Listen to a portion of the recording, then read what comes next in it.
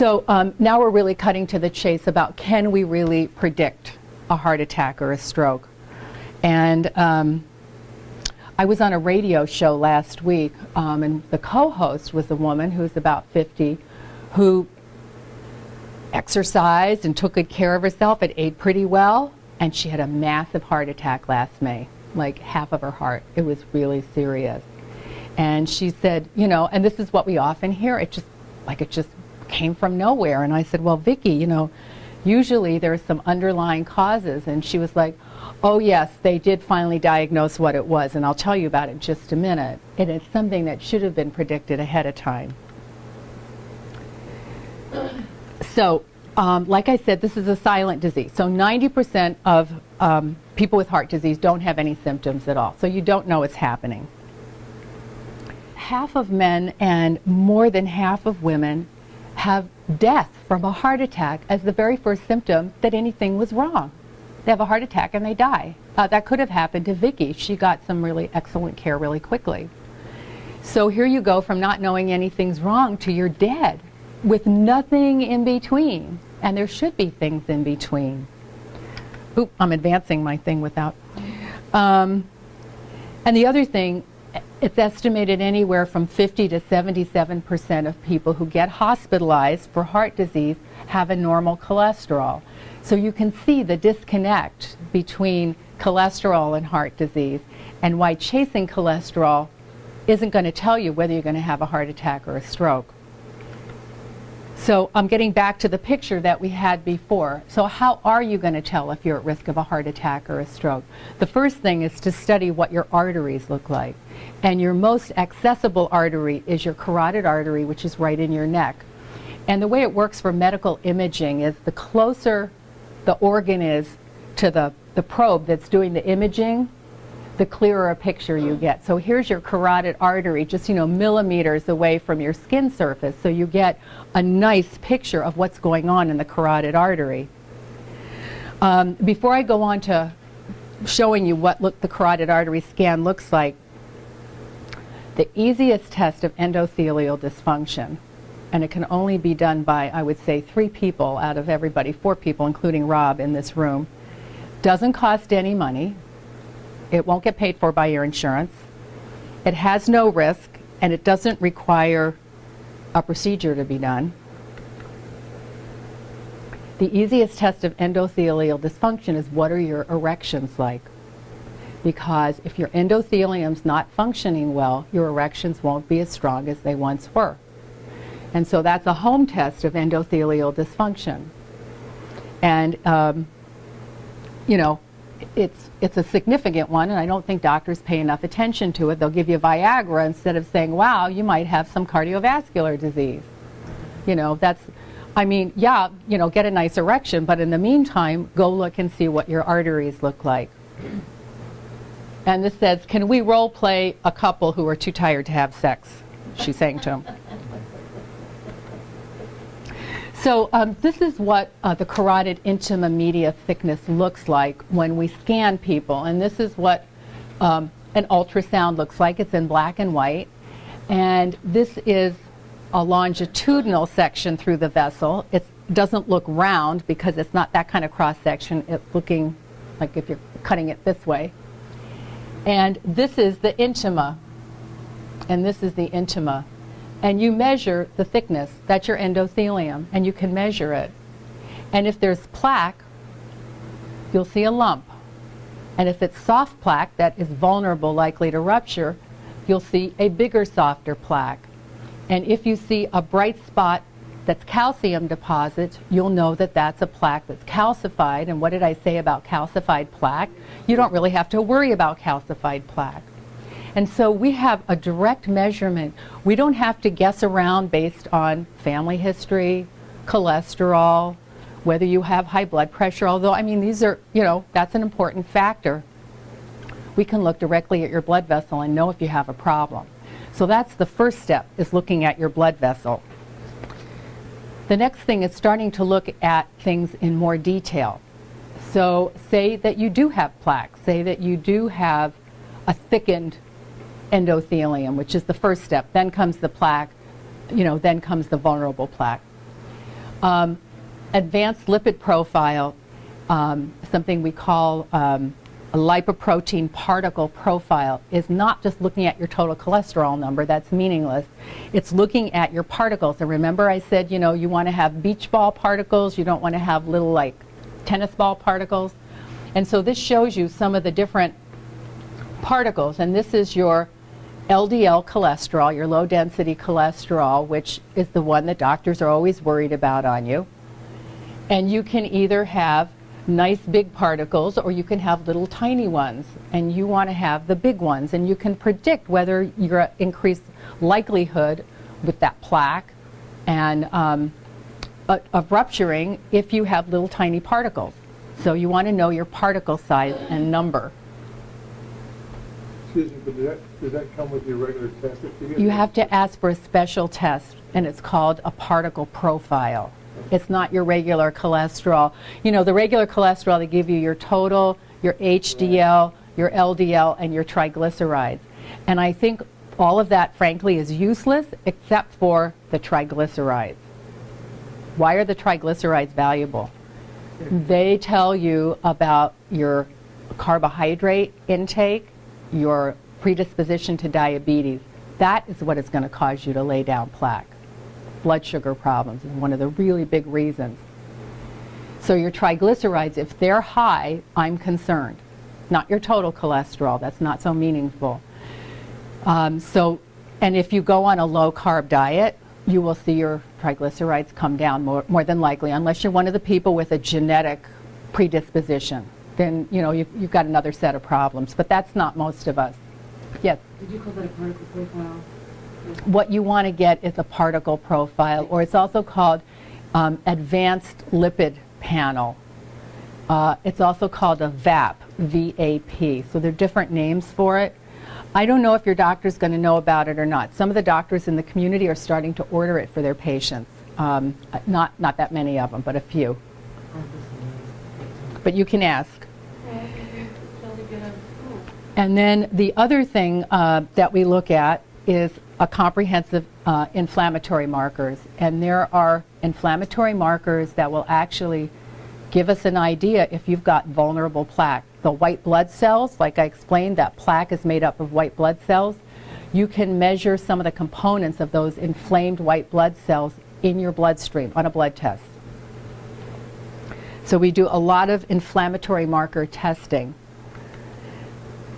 And this is a slide made by Cleveland Heart Lab, which is the lab where we send our inflammatory blood tests and where we send our advanced lipid profile testing. And what they've done is give you a diagrammatic idea of what happens, right? So here's a nice normal healthy lining. It's the endothelium's nice and thin.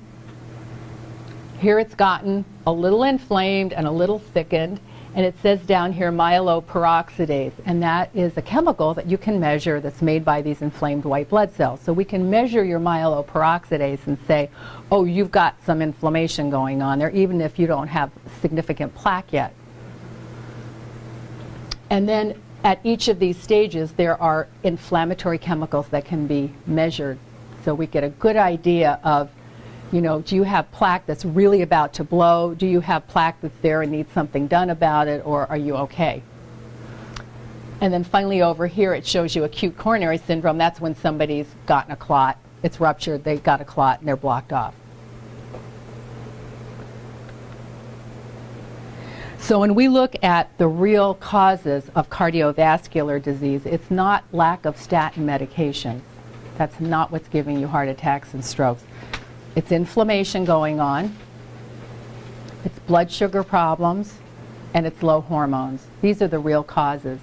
And so when we see somebody who has vulnerable plaque in their artery, in their carotid artery, we need to really look at blood sugars. And Vicky, who I mentioned, who at 50 had a massive heart attack, was an undiagnosed type 2 diabetic.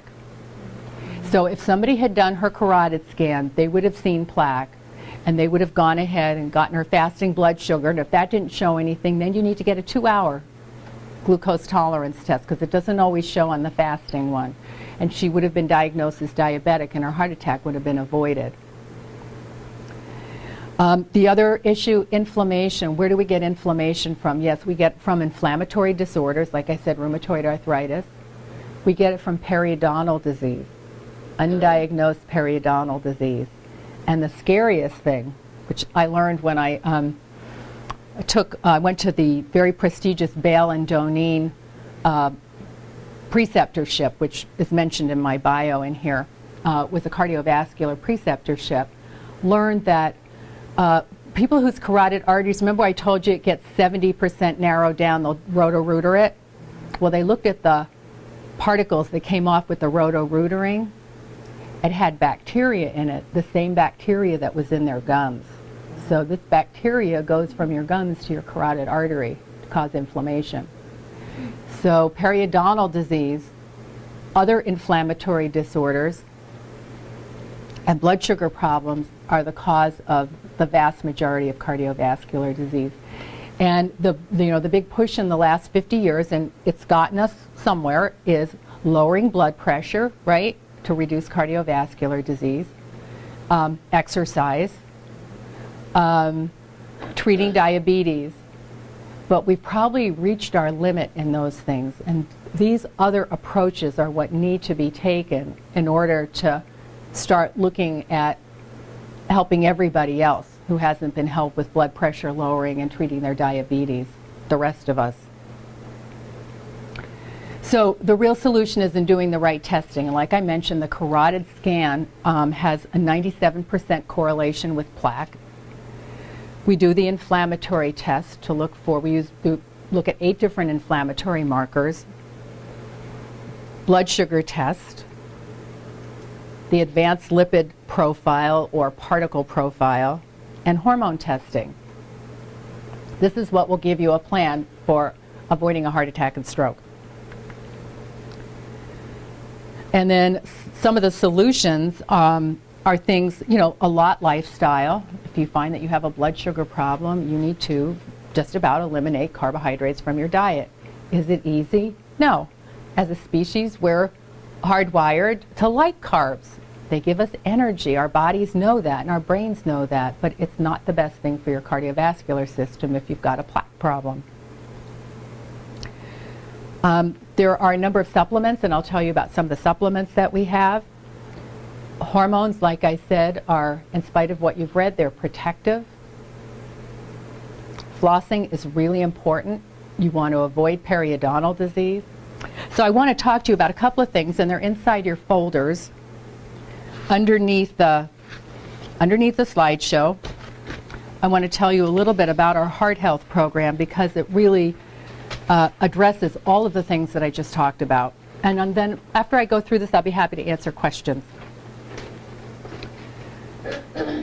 So we want to identify, treat, and monitor actual disease. We don't want to dance in a circle around your cardiovascular disease by treating your cholesterol.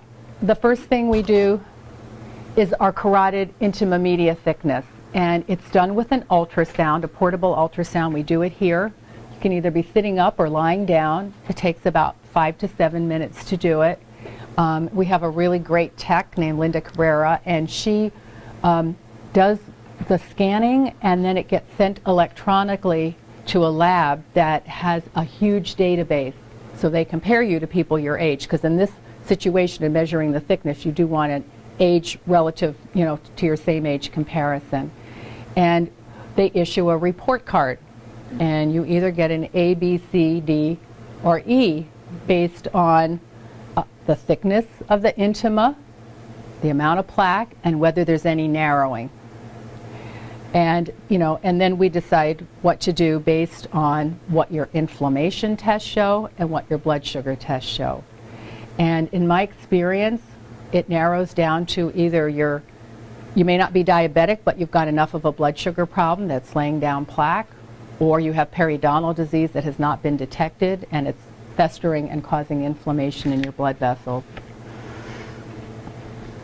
And people who have problems like rheumatoid arthritis, we really need to work aggressively on lowering inflammation. So, and the treatment and the aggressiveness of treatment is based on how much plaque is there. Is it soft plaque, which we worry about having a volcanic explosion? Some people, we use nutritional supplements to regulate things like blood sugar and lower inflammation. Other people who have a lot of serious plaque, I do use pharmaceutical medications for blood sugar lowering quickly. Nutritional deficiencies, low levels of vitamin D are definitely a risk factor for cardiovascular disease, heart attacks and strokes. And the advanced cholesterol testing I mentioned as well, where we measure the type of particles and the likelihood of getting deposited. And then we set goals. So, you know, it really depends on, everything has to be individualized. You know, if you find out you have plaque, and we find the underlying cause, you have options for what you want to do. Do you want to take the natural approach? Do you want medications? A huge amount of it is lifestyle, so we do a lot of lifestyle guidance here. What are alternatives to eating carbohydrates? What does eating paleo mean? How do you adjust what you've done your whole life to change on behalf of your own health? How much exercise is good? What kind of exercise? All of those things are addressed.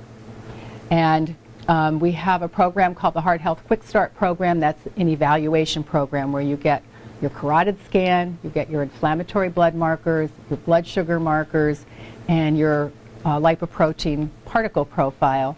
And we go over the results and, you know, and then make recommendations. Some people continue care here, especially if they have bad plaque. They want to stay working with me and doing testing every 3 months to monitor the progress of their inflammation and blood sugar. Other people are, you know, they're doing pretty good and they're just going to continue on their own, you know, exercise and dietary program because it's working well.